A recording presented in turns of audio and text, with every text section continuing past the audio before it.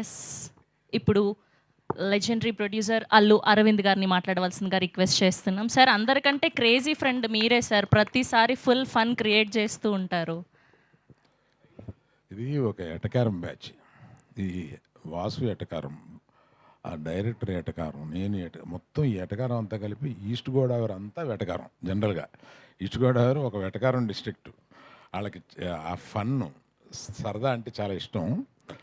అందువల్ల మొదట్లో ఆయ్ అని పేరు పెడదామా అని ఆలోచించినప్పుడు ఒక ప్రాంతానికి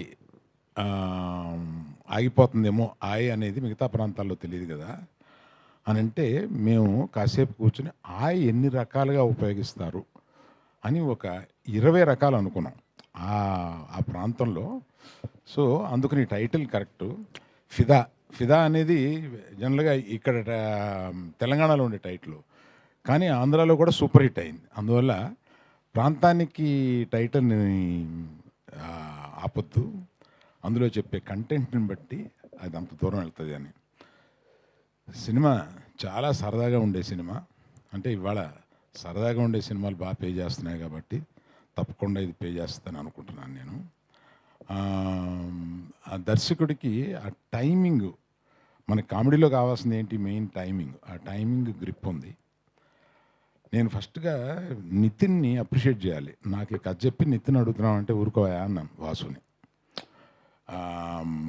అంటే హీరో అవ్వాలనుకున్నప్పుడు ఇలా కొడితే 20 మంది పడిపోయేలాగా అనుకుంటారు, కానీ ఈ కామెడీ సబ్జెక్టు ఫ్రెండ్స్ తోటి రోడ్ల మీద అల్లరి చేస్తూ తిరిగే ఈ సబ్జెక్ట్ ఎందుకు ఒప్పుకుంటారు అని అంటే, తర్వాత ఆయనతోటే నాకు చెప్పించాడు. నాకు కథ చాలా నచ్చిందండి, చాలా సరదాగా ఉంది. ఈ సినిమాలో నేను ఎంతమందిని కొడితే ఎంతమంది పడిపోతారని కాదు కదా, మీరు అలా అన్నారంట, హీరోయిజం ఉండాలి కదా అనేది. నాకు కాదండి, నాకు కథ హిట్ అయితే అదే హీరోయిజము అని. అతనికి ఒక 80% క్యారెక్టర్లో ఉంటారు. ఇంకో 2 ఫ్రెండ్స్ చాలా సరదాగా చేశారు. ఇంకొక అతని పేరేంటి, అతను ఇక్కడ లేడు, అంకిత్ అనే అతను ఇక్కడ లేడు. కాకపోతే ఆ సినిమాలో నాకు నేను రష్ చూసినప్పుడు నాకు నచ్చింది ఏంటంటే, మొదట్లో ఏమో తిట్టాను, ఈ సినిమాని ఈస్ట్ గోదావరి వర్షంలోకి తీసుకెళ్ళి సినిమాని తీస్తామండి అన్నారు. అప్పుడెప్పుడో ఆ వర్షం అప్పుడే తీస్తాము, ఇలా తీస్తాం అలా తీస్తామన్నారు. అది సినిమా జరిగి వర్షాలు అయిపోయిన తర్వాత ఎప్పుడో వచ్చింది. అది వచ్చి దాన్ని ప్రతి సీన్కి వర్షం కురిపిస్తూ 1 కోటి చిల్లర వర్షానికి అయ్యిందండి. ఇది వాసు లెక్కలో రాసుకోవాలో మరి డైరెక్టర్ లెక్కలో రాసుకోవాలో తెలియదు. వర్షం వచ్చినప్పుడే వీళ్ళు సీన్లు తీశారు, వర్షం రప్పించారు, ఆర్టిఫిషియల్ వర్షం కురిపించారు. ఇలాగా. కాకపోతే ఫైనల్గా సినిమా చూసినప్పుడు ఆ గ్రీన్స్లోకి వర్షంలోకి మనల్ని తీసుకెళ్ళి మనం తడుస్తున్న ఫీలింగ్ తీసుకొచ్చారు. అందువల్ల నేను కూడా గట్టిగా ఏమనలేకపోతున్నాను. రిలీజ్ తర్వాత చెప్తాను. ఒకసారి ఏదో పెద్ద కుటుంబంలో నుంచి ఒక మనిషిని హీరోగా పెట్టుకుంటున్నాం కదా అని ఎన్టీఆర్ గారికి ఫోన్ చేశాను. ఫోన్ చేసి ఇలాగా నితిన్ అనుకుంటున్నాము అని అంటే, ఏమండి ఎవరి లైఫ్ ఆడదే, అది మనం సినిమాని ఫస్ట్ డే వరకు ఏదో మన బంధువులనో మనవాళ్ళనో ఇదని చెప్పుకుని తీసుకుని వెళ్తాం.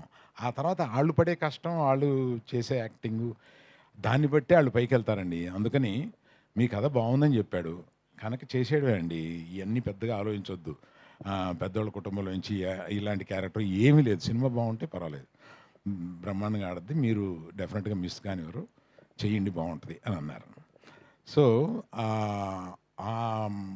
ఇది ఇతనిలో ఆ మెరిట్ చాలా ఉంది, చాలా బాగా చేశారు, చాలా ఈజీతో చేశారు ఆయన. అమ్మాయి కూడా, అమ్మాయి ఇక్కడ లేదు, ఇవాళ ఏదో ఎక్కడో షూటింగ్లో ఉందంట, దుబాయ్ పెళ్ళికి వెళ్ళింది. ఆ అమ్మాయి పెళ్ళా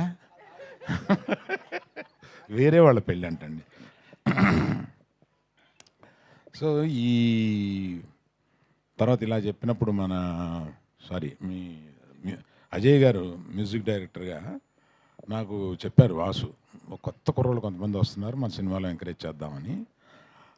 డెఫినెట్గా చేద్దామని అన్నాను. ఇలాంటి బడ్జెట్ లిమిటెడ్గా ఉన్న సినిమాల్లో మనం ఎంకరేజ్ చేసి వాళ్ళు పైకి వస్తే మనకే ఆనందం అవుతుంది.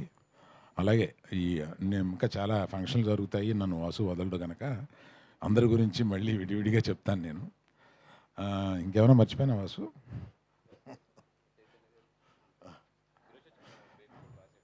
ఎవరు? మేబీ కూడా రాశారు కదా మీరు.